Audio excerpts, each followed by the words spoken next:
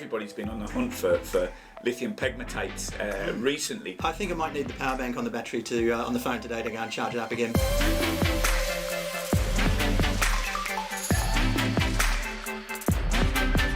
Hello and welcome to Paydirt TV. I'm Dominic Piper. Today I'm joined by James Wilson, Chief Executive Officer at Alchemy Resources. James, thanks for coming in again. Thanks, Dom. James, the last time you were here, a classic WA gold explorer, but really exciting news out in the last week or so that you've suddenly found a load of lithium anomalies on your ground east of Kalgoorlie. How did this come about? Well, as I'd like to say, good methodical exploration, which is actually true. We had a look at a lot of the data that we had. A lot of the data that we had over the Roe Hills and the Kalgoorlie North area was targeting gold mineralisation. We've done soil sampling with multi-element, 48-element multi-element 4-acid digest, good quality data, and it's just a function of no one had really ever looked for the other 47 elements in there outside of gold. So we had a look at the data, given our proximity to Manna. The analogy being we're a 5 iron from Manna up at Roe Hills, which is not bad if you can hit it like John Daly, but you have a look at the data and there is anomalism over numerous trends there. Obviously the data is a function of looking for gold on gold bearing structures, so that data set is what we would consider to be largely incomplete. We need to do a lot more work there to go and fill in the gaps and really trace down some of these structures. So yeah, very, very exciting sort of what came up. Being in high, proximity to Manna for global lithium and breaker is very exciting, and yeah, that's just starting. So what have you got then? How much have you defined so far? Have you defined actual targets that you'll be able to go out and sample and then eventually drill? Yeah, well, up at Roe Hills, there's what had happened originally was the GSWA, the Geological Survey of Western Australia, had mapped the whole state, and they'd mapped a lot of plagioclase dikes, granite dikes, everything dikes, with relative inference to these sort of the host rocks. So we got out there and had a bit of a ground truthing, went out and did some rock chips, tried to sort of assess as much areas as we could, but at Roe Hills you're talking about sort of 3 sets of anomalies that are sort of in the order of 20 k's long. So there's only limited work that we've done so far. So we've gone across the ground, had a look. There is anomalism on those things. It's very interesting. There's pathfinders.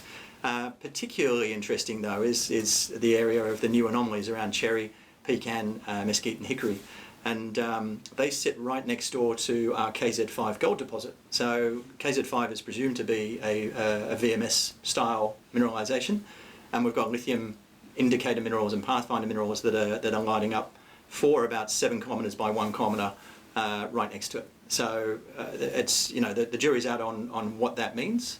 It is relatively broad-spaced soil geochem. It is an anomaly right next door. The geochemistry is saying we are in the area of a fertile granite, which is the right kind of, the chemistry is correct. The anomalism is at surface. And as of sort of last Saturday when the guys went out and mapped the pictures that you're seeing in the release today, they're mapping, pegmatite rocks where the GSWA had not mapped them before. It was all mapped as mafics. So, we're finding stuff that no one had found in areas adjacent to where we've been working for the last sort of, where many people have been working for the last 30 years. It's remarkable, really, given that everybody's been on the hunt for lithium pegmatites recently. I assume you've already fielded some interest, have you, then, in the days since you've announced the discovery? I think I might need the power bank on the battery to on the phone today to go and charge it up again. But no, it's great. It's a lot of the investors in our stock have been there for our battery metals initiatives that we've been having in New South Wales as well. And this is just another sort of feather in the cap in exploration in Kalgoorlie. I mean, we still continue the gold exploration.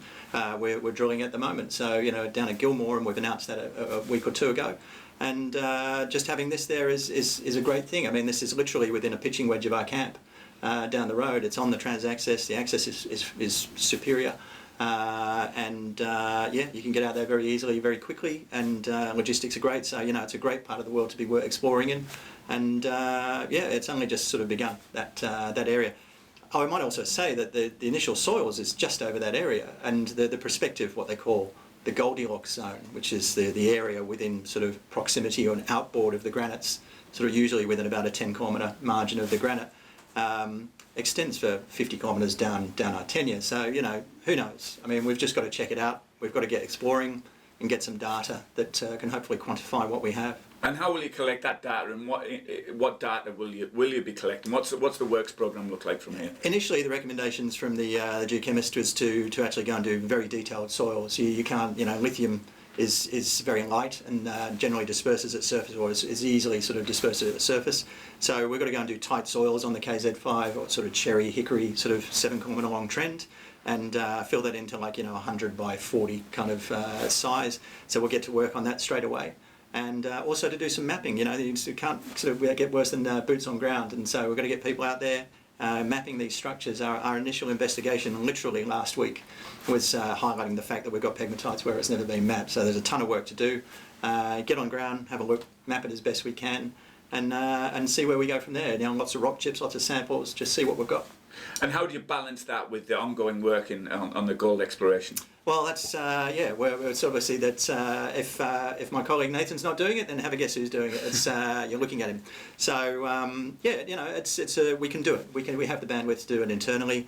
The gold is campaign programs, and I think we can fit this in quite rapidly and easily, and bring in some external people if we need to. But certainly easily handleable. As I said, it's a pitching wedge from our camp down the road. So logistics is quite simple. We're not remote by any stretch, and it's a very exciting sort of formative stages of a lot of potential in the region, which is great. It certainly is very exciting, and there's probably not been a better time in history to make a lithium discovery either. Yeah.